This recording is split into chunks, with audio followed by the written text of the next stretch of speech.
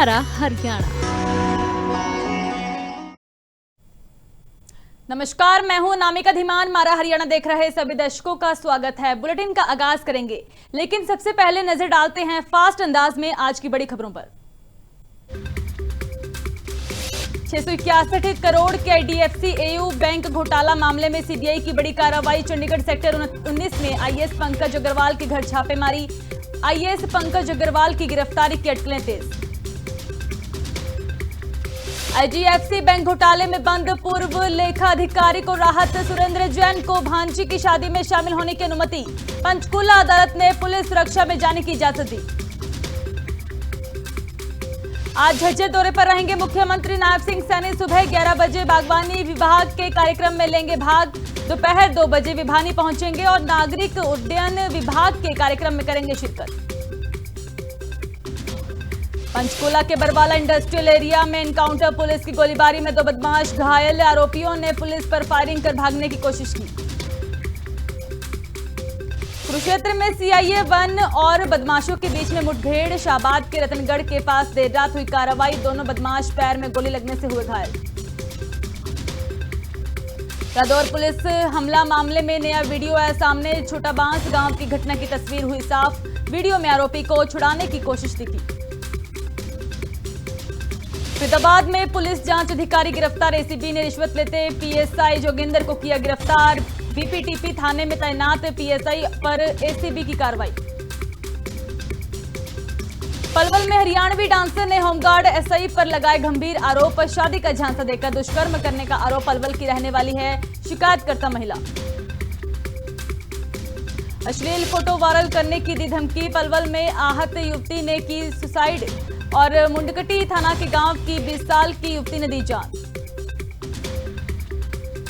ऐतिहासिक लोहगढ़ साहब बदहाल। लोहगढ़ साहब में मूलभूत सुविधाओं का संकट। बिजली और पानी की कमी से श्रद्धालु परेशान।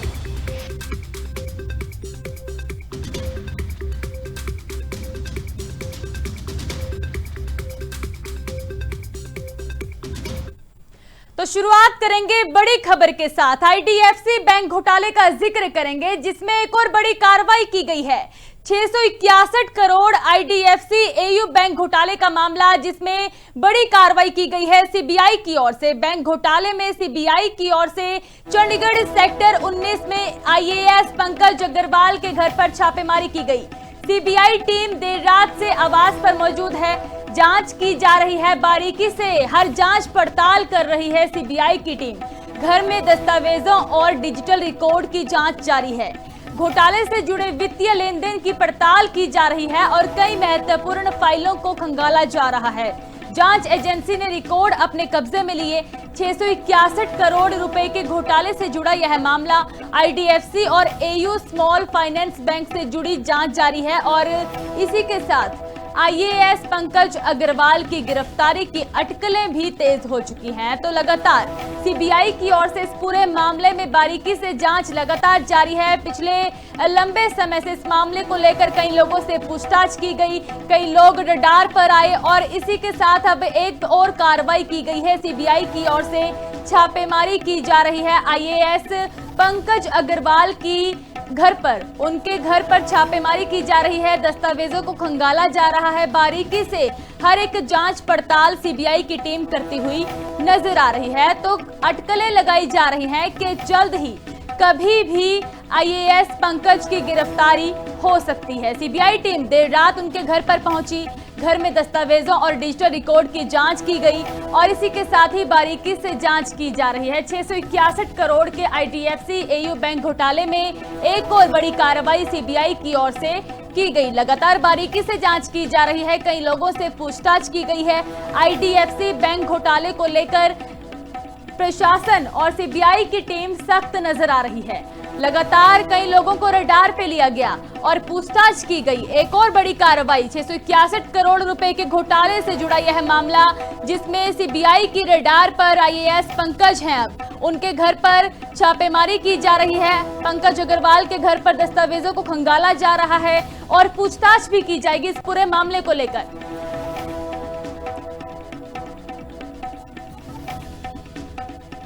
तो तो सीबीआई की टीम देर रात से आवास पर मौजूद है, उनके घर पर पहुंची, पंकज अग्रवाल के घर पर पहुंची थी सीबीआई की टीम और उनके साथ छापेमारी की जा रही है, पूछताछ की जाएगी। इसी के साथ ही दस्तावेजों को खंगाला जा रहा है ताकि कोई बड़ा सुराग हाथ लग सके। घोटाले से जुड़े वित्तीय लेन देन की पड़ताल लगातार सीबीआई की ओर से की जा रही है। बता दें कि इससे पहले भी कई आईएएस अधिकारी और भी कई अधिकारी सीबीआई की रडार पर रहे, पूछताछ की गई और एक और बड़ी कार्रवाई की गई है। अब आईएएस पंकज अग्रवाल के घर पर छापेमारी की जा रही है। सेक्टर 19 से जो कि यह कार्रवाई की जा रही है, आवास पर पहुंची है सीबीआई की टीम और छापेमारी कर रही है। सारे दस्तावेजों को खंगाला जा रहा है। तो हमारे साथ सहज लाइव जुड़ चुके हैं। सहज, क्या जानकारी है, क्या अपडेट है इस पूरे मामले को लेकर? तो बिल्कुल एक बड़ी जानकारी सामने आ रही है। एस पंकज अग्रवाल के घर पर अब जो है सीबीआई द्वारा रात को रेड की गई है। हालांकि इस चीज़ को लेकर अभी तक सीबीआई के अधिकारियों द्वारा कोई भी पुष्टि जो है नहीं की गई, लेकिन जानकारी ये मिली है कि जो आईडीएफसी बैंक घोटाला चल रहा है उसको लेकर जो है पहले भी पंकज अग्रवाल के घर पर जो है छापेमारी की जा चुकी है और कई तरह की जो पूछगिछ है उनसे की जा चुकी है, लेकिन अभी तक कोई भी आधिकारिक बयान सामने नहीं आया कि किस मामले को लेकर जब पूछताछ की गई है और किन किन डॉक्यूमेंट्स को लेकर जांच की। और ये भी जानकारी मिल रही है कि टेक्निकल तरीके से जो इस बार सभी डॉक्यूमेंट्स को जो है स्कैन करके जांच की जा रही है ताकि जो भी पुराने समय के जो भी डॉक्यूमेंट्स है उसको जो है संभाल के रखा जा सके ताकि आने वाले समय में जांच में जो है उसका सहयोग मिल सके। जी ना, तो बिल्कुल उनके आवास पर सीबीआई की टीम पहुंची है। सहज, आपने बताया कि बीती रात से ही यह टीम वहां पर पहुंची थी और अभी भी दस्तावेजों को खंगाला जा रहा है। क्या इसको लेकर आईएएस पंकज अग्रवाल के साथ कोई बातचीत हुई है? बिल्कुल, अभी रेड चल रही है तो किसी को भी अंदर आने जाने से मना किया जाता है, तो वो भी अंदर जो है जांच का जो है वो सहयोग कर रहे होंगे, तो इसलिए अभी तक कोई भी बातचीत नहीं हुई है। लेकिन इस चीज़ को लेकर अभी जो जांच चल रही है तो हो सकता है कि आने वाले समय में सीबीआई द्वारा एक प्रेस रिलीज जो किया जाए जिसमें पता लग सके कि किस मामले को लेकर जो है जाँच की जा रही है। अटकलें यह भी है कि आईएएस पंकज अग्रवाल की गिरफ्तारी भी हो सकती है, क्योंकि पूरे मामले में सीबीआई लगातार गहनता से यह कार्रवाई कर रही है और कई लोग और भी अधिकारी रडार पर आए थे इस दौरान। बिल्कुल कई अधिकारी इसके रडार पे थे और जानकारी ये भी मिली है कि चार्जशीट भी जो है अब दर्ज हो गई है जिसमें कई नाम शामिल हुए हैं, तो उसको लेकर अब नया नाम भी हो सकता है जो इसको लेकर पंकज अग्रवाल को भी जो गिरफ्तारी जो है इस मामले में की जा सकती है। जी ठीक है सहज, बहुत बहुत धन्यवाद जानकारी देने के लिए।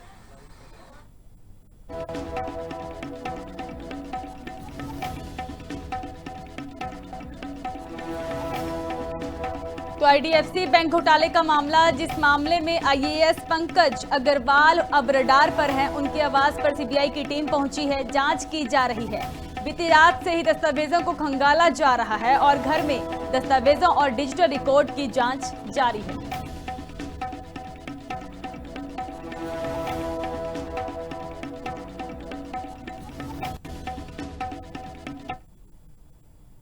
वहीं आईडीएफसी बैंक घोटाले में बंद पूर्व लेखा अधिकारी को राहत मिली है। सुरेंद्र जैन को भांजी की शादी में शामिल होने की अनुमति दी गई। पंचकुला अदालत ने पुलिस सुरक्षा में जाने की इजाजत दी है। पूरे समय आरोपी न्यायिक हिरासत में ही रहेगा। सुरेंद्र जैन को जो कि राहत दी गई है अदालत की ओर से, उसे जमानत या पैरोल का लाभ नहीं दिया गया। अदालत ने स्पष्ट किया है कि रिहाई नहीं मानी जाएगी। 3 जुलाई को प्रस्तावित है भांजी दीपिका की शादी होनी है और उसमें शामिल होने के लिए यह राहत दी गई है। दिल्ली के गाजीपुर में मांझा रस्म आयोजित होगी। 3 जुलाई को रोहतक में बारात का स्वागत होगा और इस दौरान उन्हें यह राहत दी गई है। अदालत ने स्पष्ट किया है कि यह रिहाई नहीं है, हालांकि उनको शादी में शामिल होने की इजाजत दी गई। मुख्यमंत्री नायब सिंह सैनी आज झज्जर दौरे पर रहेंगे और सुबह झज्जर के लिए रवाना हो चुके हैं। मुख्यमंत्री नायब सिंह सैनी रवाना हो चुके हैं और सुबह 11 बजे बागवानी विभाग के कार्यक्रम में हिस्सा लेंगे। झज्जर में आयोजित कार्यक्रम में शिरकत की जाएगी। दोपहर 2 बजे भिवानी जो कि वह पहुंचेंगे और अन्य कार्यक्रमों को लेकर शिरकत की जाएगी।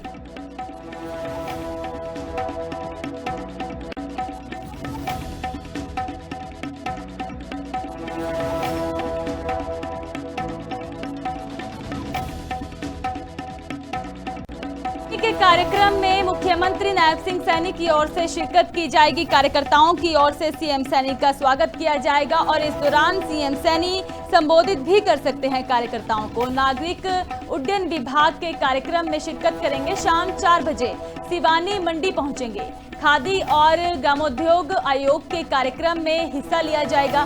दिन भर विभिन्न सरकारी कार्यक्रमों में मुख्यमंत्री नायब सिंह सैनी आज व्यस्त रहने वाले हैं। उनके स्वागत को लेकर तैयारियां हो चुकी हैं। भाजपा कार्यकर्ताओं की ओर से उनका स्वागत किया जाएगा। झज्जर में आयोजित कार्यक्रमों में उनकी ओर से शिरकत की जाएगी।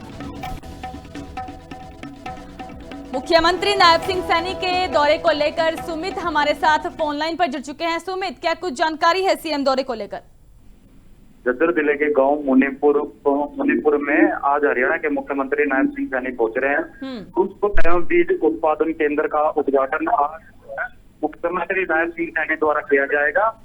भारतीय जनता पार्टी के राष्ट्रीय सचिव ओम प्रकाश धनखड़ और कृषि मंत्री श्याम सिंह राणा और कई नेता जो है आने की संभावना है। जिसमें जिला प्रशासन द्वारा 2 दिन पहले ही सभी तैयारियां कर ली गई। आज जो है पूरी तैयारियां हो चुकी है। जिला प्रशासन पूरी तरह से अलर्ट है।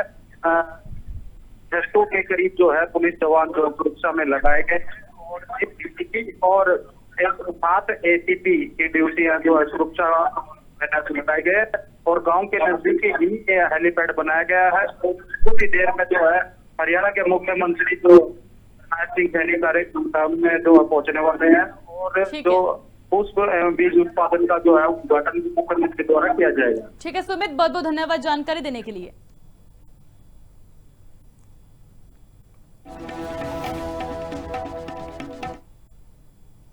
पंचकुला के बरवाड़ा इंडस्ट्रियल एरिया में एनकाउंटर किया गया। पुलिस की गोलीबारी में 2 बदमाश घायल हुए हैं। आरोपियों ने पुलिस पर फायरिंग की और फायरिंग कर भागने की कोशिश की थी। जवाबी कार्रवाई में 2 आरोपियों के पैर में गोली लगी है। उन्हें अस्पताल पहुंचाया गया और घायल आरोपियों को अस्पताल में भर्ती करवाया गया। दीपेश और योगेश के रूप में दोनों आरोपियों की पहचान हुई है।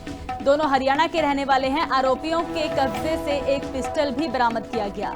रोहित गोदारा गैंग से लिंक होने की चर्चा भी सामने आई है, लेकिन इसकी कोई पुष्टि नहीं है। 15 जून को पिंजौर निवासी मनजिंदर सिंह का अपहरण हुआ था। डकैती मामले में भी ये लोड़िंदा थे और इस दौरान पुलिस की ओर से बड़ी कार्रवाई की गई। दोनों बदमाशों को दबोचा गया है।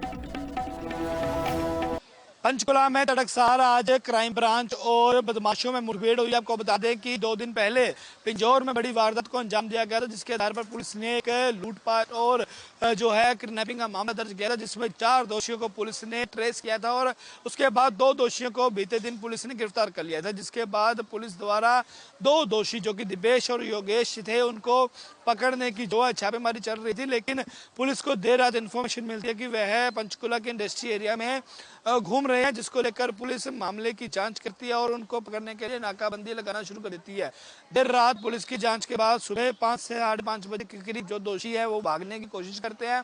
पुलिस द्वारा उन्हें सरेंडर करने की बात कही जाती है, लेकिन उनके द्वारा पुलिस पर जो फायरिंग कर दी जाती है, जिसके बाद पुलिस द्वारा क्रॉस फायरिंग में दोनों की लात पर जो है वो गोलियां लगी हैं और इसको लेकर अब उनको पंचकुला के सेक्टर 6 के सिविल अस्पताल में दाखिल करवाया गया, जहां पर उनका इलाज चल रहा है। अब इसको लेकर पुलिस जो मामले की गहराई से जांच कर रही है, क्योंकि बड़ी वारदात को अंजाम देकर वह फरार हुए थे और बड़ी वारदात को अंजाम देने की फिराक में भी जो है दोबारा से घूम रहे थे, क्योंकि इनसे एक .32 बोर बेटा पिस्टल और 1-2 जिंदा कारतूस भी है जो बरामद हुए हैं। इसको लेकर मामले की जांच चल रही है, क्योंकि पुलिस की जानकारी के मुताबिक दोनों आरोपियों के खिलाफ गुड़गांव में भी जो है मामला दर्ज था। और बात करें तो रोहित गोदारा के लिंक में दोनों दोषी बताए जा रहे हैं। पुलिस की जानकारी के मुताबिक दोनों दोषी जो रोहित गोदारा जो गैंगस्टर है उसके लिंक में थे और ये लोग हथियारों की सप्लाई जो पिछले काफी समय से करते आ रहे थे। तो इसी को लेकर अब जो है मामले की जांच है वो बढ़ती जा रही है। पुलिस द्वारा जल्दी इस मामले को लेकर प्रेस कॉन्फ्रेंस भी जो है की जा सकती है। कैमरामैन शिवम के साथ सहज Juneja, living India news. Kurukshetra में सीआईए 1 और बदमाशों के बीच में भी मुठभेड़ हुई है। शाहबाद के रतनगढ़ में यह वारदात हुई। दोनों बदमाश पैर में गोली लगने से घायल हुए हैं। पुलिस की ओर से कार्रवाई की गई है। कपिल और टॉनी के रूप में दोनों घायलों की पहचान हुई है। गांधीनगर फायरिंग कांड के बताए जा रहे हैं यह दोनों आरोपी, जिनके खिलाफ कार्रवाई की गई है। बदमाशों की गोली से एएसआई राहुल बाल बचे हैं। बुलेट प्रूफ जैकेट पर गोली लगी थी, लेकिन वह बचे हैं। गुप्त सूचना पर रतनगढ़ में सीआईए 1 की टीम पहुंची थी और दोनों तरफ से 6 से 7 राउंड फायरिंग किए गए। क्रॉस फायरिंग हुई है। क्रॉस फायरिंग में दोनों बदमाश घायल हुए हैं। देखिए, जैसे कि आपको पता है 13-14 की रात को लगभग रात को 2-2:30 बजे रोटरी चौक गांधीनगर पर कुरुक्षेत्र में जो है 2 फायरिंग इंसिडेंट हुआ था, जिसमें 2 लड़कों को गोलियां लगी थी। टीम को इन्फॉर्मेशन मिली थी। जिन आरोपियों ने वो वारदात की थी वो वहाँ पर जाट भवन के आसपास हैं शाहबाद में। तो जैसे ही हमने उनको पकड़ने की कोशिश की, उन्होंने पुलिस पार्टी पर फायरिंग की, जिसमें जो है हमारे एक मुलाजिम PSI राहुल को बुलेट प्रूफ जैकेट पे भी गोली लगी है। और जवाबी कार्रवाई में जो है इनको दोनों आरोपियों को टांगों में गोली लगी है। अभी इनको शाहबाद इसमें हॉस्पिटल में एडमिट करवाया। अभी डॉक्टर अंडर ट्रीटमेंट है। आगे जो भी फर्दर इन्वेस्टिगेशन होगी वो आपको शेयर। रादौर पुलिस हमला मामले में नया वीडियो सामने आया है। छोटा बांस गांव की घटना की तस्वीर साफ हो चुकी है। वीडियो में आरोपी को छुड़ाने की कोशिश दिखी। ग्रामीणों को एकजुट होकर विरोध करते देखा गया और पुलिस और ग्रामीणों के बीच में धक्का मुक्की नजर आई है। महिलाओं की सक्रिय भूमिका भी इस वीडियो में दिखाई दी। पुलिस पर ईंटें बरसाती हुई यह महिलाएं दिखी हैं और हंगामे के दौरान अफरा तफरी का माहौल नजर आया। तो एक और वीडियो सामने आई है जिसने काफी सवाल खड़े कर दिए हैं। मौके पर पुलिस की ओर से पहुंचकर कार्रवाई की जा रही है और बारीकी से इस पूरे मामले को खंगाला जा रहा है। रादौर पुलिस हमला मामले में नया वीडियो सामने आ चुका है और इस वीडियो में साफ तौर पर दिखाई दे रहा है कि महिलाओं की ओर से भी ईंटें बरसाई गई हैं। महिलाओं की सक्रिय भूमिका भी इस वीडियो में नजर आ रही है। पुलिस पर ईंटें बरसाती हुई यह महिलाएं दिखाई गई हैं। गांव की महिलाएं जिनकी ओर से यह ईंटें बरसाई गई हैं। हंगामे के दौरान अफरा तफरी का माहौल भी नजर आया। एक और वीडियो वहां पर बनाई गई थी जो कि अब काफी सुर्खियों में है और सोशल मीडिया पर खूब वायरल हो रही है और इस वीडियो ने काफी सवाल खड़े कर दिए हैं। छोटा बांस गांव की यह घटना का मामला जहां पर यह हमला किया गया था। वीडियो में आरोपी को छुड़ाने की कोशिश की जा रही है और ग्रामीणों की ओर से एकजुट होकर यहां पर विरोध किया गया। पुलिस और ग्रामीणों के बीच में धक्का मुक्की नजर आई थी। एक और वीडियो ने काफी सवाल खड़े कर दिए हैं और इसी के साथ ही महिलाओं की सक्रिय भूमिका भी इस वीडियो में देखने को मिली। महिलाओं की ओर से ईंटें बरसाई गई हैं और जानकारी के लिए हमारे साथ हरीश कोहली फोन लाइन पर जुड़ चुके हैं। हरीश, क्या कुछ जानकारी है? एक और वीडियो सामने आती है, इससे काफी सवाल खड़े हो रहे हैं। देखिए, ये यमुनानगर के रादौर थाना के अंतर्गत एक छोटा बांस का मामला है जहां पर एक करनाल पुलिस जो है वहां पर एक NDPS एक्ट के तहत के जो मामला दर्ज किया गया था, आरोपी को पकड़ने के लिए आती है। जब आरोपी को पकड़ लिया जाता है तो ग्रामीणों का वहां पर पुलिस के को विरोध का सामना करना पड़ता है। जब आरोपी को गिरफ्तार किया गया तो पुलिस को ग्रामीणों का विरोध का सामना करना पड़ा। उसके पश्चात जब विरोध के बावजूद जब पुलिस नहीं मानी तो अब उन लोगों ने वहां पर पथराव शुरू कर दिया। उसके पश्चात जो है पुलिस कॉर्नर फानन में आरोपी को छोड़कर वहां से अपना निकलना पड़ा, जिसके पश्चात पुलिस करनाल पुलिस के द्वारा जो है स्थानीय रादौर पुलिस को इसकी सूचना दी गई और स्थानीय रादौर पुलिस के इंचार्ज रमेश राणा यहाँ पर पहुंचे और उन्होंने यहाँ पर आकर स्थिति को संभाला और लोगों को शांत किया और उनको समझाने का प्रयास किया। अब इस वीडियो के बाद क्या कार्रवाई की जा रही है हरीश? ये देखिए, अभी फिलहाल मामला को शांत किया गया है और उसके पश्चात जो है इसको आला अधिकारी देख रहे हैं। स्थानीय पुलिस का कहना है कि जो भी अधिकारी के बारे में आदेश देंगे उसके अनुसार कार्रवाई की जाएगी। जी, क्या किसी व्यक्ति के खिलाफ क्योंकि महिलाएं यहाँ पर ईंटें बरसाती हुई नजर आ रही हैं, हालांकि सीधे तौर पर आरोप है कि आरोपी को छुड़ाने की कोशिश की गई है, किसी के खिलाफ मामला दर्ज हुआ है, कोई कार्रवाई हुई है? ये देखिए, आरोपी को छुड़वा भी दिया गया है और उसके पश्चात जो है अभी फिलहाल पुलिस जो है कार्रवाई करने के लिए तैयारी कर रही है। पुलिस का कहना है कि जिस प्रकार आला अधिकारी इसके बारे में आदेश देंगे और उसके अनुसार कार्रवाई की जाएगी। जी, कोई बयान दिया गया हो पुलिस अधिकारियों की ओर से, प्रेस कॉन्फ्रेंस वगैरह? अभी तक फिलहाल पुलिस के द्वारा कोई भी पत्रकार वार्ता नहीं की गई है और जो भी पुलिस स्थानीय पुलिस रादौर पुलिस जो है स्थानीय पुलिस का यही कहना है कि जिस प्रकार से ये हमला किया गया है उसको आला अधिकारी देख रहे हैं और आला अधिकारी जिस प्रकार इसके बारे में आदेश देंगे उसके अनुसार कार्रवाई की जाएगी और आरोपियों की पहचान करके जिस प्रकार कार्रवाई बनती होगी वही कार्रवाई की जाएगी। ठीक है हरीश, शुक्रिया जानकारी देने के लिए।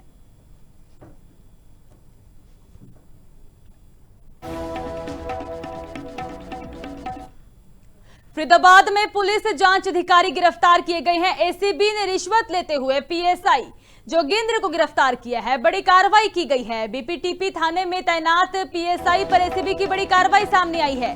रंगे हाथ रिश्वत लेते हुए दबोचा गया है और साइबर मामले में राहत दिलाने के नाम पर यह रिश्वत मांगी गई थी, पर यह पुलिस के हाथों से नहीं बच सका और फरीदाबाद में पुलिस जांच अधिकारी गिरफ्तार कर लिया गया। मोटरसाइकिल छोड़ने की एवज में भी इनकी ओर से मांग की गई थी। बड़ी कार्रवाई की गई है।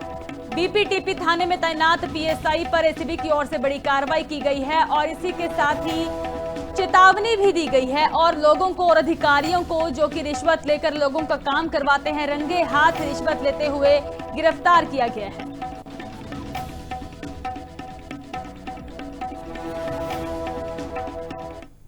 पलवल में हरियाणवी डांसर की ओर से आरोप लगाए गए हैं। डांसर ने होमगार्ड एसआई पर गंभीर आरोप लगाए।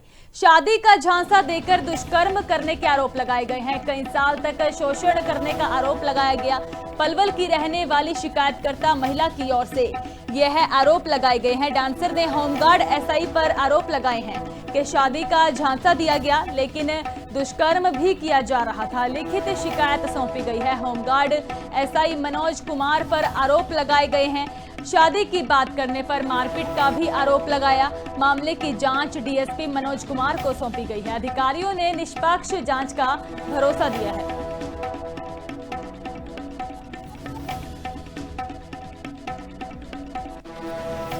आठ 6/2026 को श्रीमान पुलिस अधीक्षक महोदय के कार्यालय से जिस महिला का आप जिक्र कर रहे हैं उसके संबंध में जो है हमें दरखास्त जांच हेतु प्राप्त हुई है और जिसमें जो उन्होंने शिकायत दी है उसमें एक होमगार्ड के कर्मचारी के ऊपर इस तरह के आरोप लगाए गए हैं कि शादी का इल्यूजन करके हॉक्स करके जो है उसके साथ रेप किया। तो इस संबंध में जो है हमारे द्वारा जांच की जा रही है और जो रिस्पोंडेंट पार्टी है उनको नोटिस दिए गए हैं। सभी की स्टेटमेंट रिकॉर्ड की जाएगी और जांच में जो भी तथ्य सामने आएंगे उसके अनुसार कार्रवाई। वहीं पलवल में अश्लील फोटो वायरल करने की धमकी दी गई है। आहत युवती ने खुदकुशी कर ली। जब धमकी दी गई कि अश्लील वीडियो फोटो वायरल कर दी जाएगी तो उसकी ओर से यह खौफनाक कदम उठाया गया। तो मुंडकटी थाना के गांव की 20 साल की युवती ने जान दे दी है, आत्महत्या कर ली है। युवक पर अश्लील फोटो वायरल करने की धमकी के आरोप हैं। धमकी से मानसिक रूप से यह लड़की परेशान हो गई थी और इस लड़की की ओर से यह खौफनाक कदम उठाया गया है, जान दे दी गई है। युवती 15 जून की सुबह घर से लापता हुई थी। गोताखोरों की टीम ने लगातार तलाश कर रही है और पानी अधिक होने से रेस्क्यू में दिक्कतें आ रही हैं। जानकारी मिल रही है कि युवती की ओर से नहर में छलांग लगा दी गई है और सुसाइड कर लिया गया है। हालांकि आरोप है कि एक युवक की ओर से उसकी अश्लील फोटो वायरल करने की धमकी दी जा रही थी, जिस पर पुलिस की ओर से अब कार्रवाई की जा रही है। लगभग हमें 12:30 बजे सूचना मिली थी। उसके तुरंत बाद हम यहाँ पहुँचे। गाँव में जो गोताखोर थे तैनात थे, कल से प्रयास जारी थे और आज भी सुबह से लग रहे हैं। लड़की को देखा गया है। पानी का जो प्रेशर था उससे लड़की 2 बार ऊपर आ रही, लेकिन उसको कैच नहीं कर पाया। वापिस नीचे चली गई है। तो इसमें गुमशुदगी का पर्चा किया गया, पर्चा दर्ज कर रखा। कल से FIR दर्ज की हुई है और इसके प्रयास जारी, जल्दी से जल्दी इसको निकाल कर इसकी आगे की कार्रवाई की जाए। ऐतिहासिक लोहगढ़ साहब में मूलभूत सुविधाओं का संकट है। बिजली और पानी की कमी से श्रद्धालु परेशान हैं। सिख समाज में गुरुद्वारा प्रबंधन को लेकर रोष है और मुख्यमंत्री नायब सिंह सैनी से सुविधाएं देने की मांग की जा रही है। देश विदेश से आने वाले श्रद्धालुओं को इस दौरान दिक्कतें हो रही हैं। गर्मी में पानी और बिजली की समस्या और भी ज्यादा गंभीर हो चुकी है। लोहगढ़ साहब सिख इतिहास का महत्वपूर्ण केंद्र, धार्मिक स्थल के विकास और संरक्षण की मांग उठी है। सिख समाज ने सरकार से जल्द कार्रवाई की अपील की है। तो बिजली और पानी की कमी से श्रद्धालु परेशान नजर आ रहे हैं, क्योंकि और शहरों से भी यहां पर श्रद्धालु पहुंचते हैं, लेकिन काफी समस्याओं का सामना करना पड़ रहा है। मूलभूत सुविधाओं का संकट सामने आया है लोहगढ़ साहब से, जहां पर श्रद्धालुओं की ओर से मुख्यमंत्री नायब सिंह सैनी से अपील की गई है, मांग की गई है कि इन समस्याओं का निपटारा किया जाए। सिख समाज में गुरुद्वारा प्रबंधन को लेकर काफी रोष है।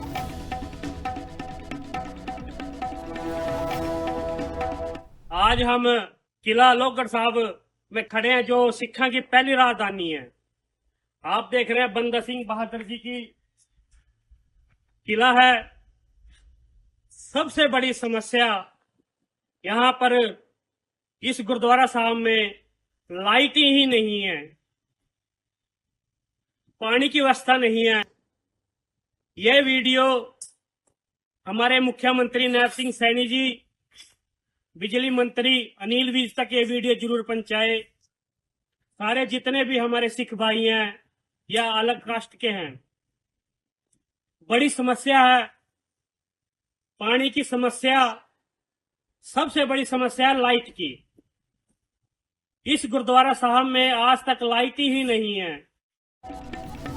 तो बिल्कुल सिख समाज की ओर से इसको लेकर रोष जाहिर किया गया और इसी के साथ ही सवाल खड़े किए गए हैं। कहा गया है कि इसमें पानी की समस्या है, गर्मी में पानी और बिजली की समस्या गंभीर होती जा रही है। लोहगढ़ साहब में मूलभूत सुविधाओं का संकट सामने आया है।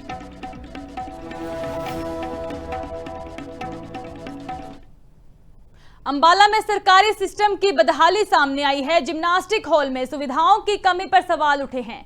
वॉर हीरोज मेमोरियल स्टेडियम का एसी सिस्टम बंद हो चुका है और इसी के साथ ही कॉपर पाइप चोरी के बाद एसी सिस्टम का ठप पड़ा है और इसी के साथ भीषण गर्मी से खिलाड़ी पंखों के सहारे अभ्यास करने को मजबूर हो चुके हैं।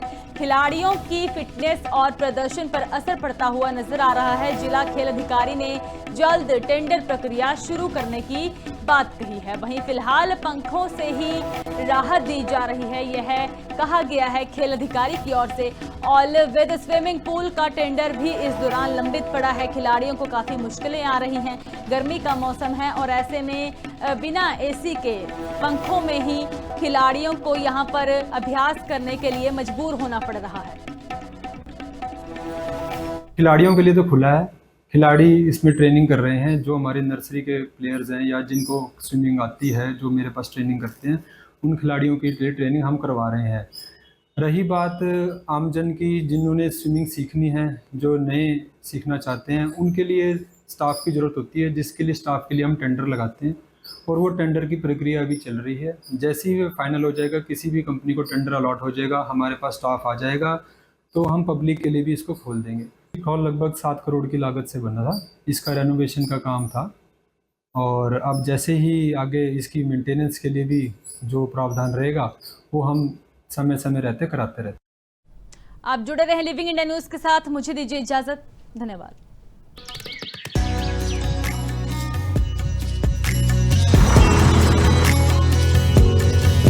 हमारा हरियाणा।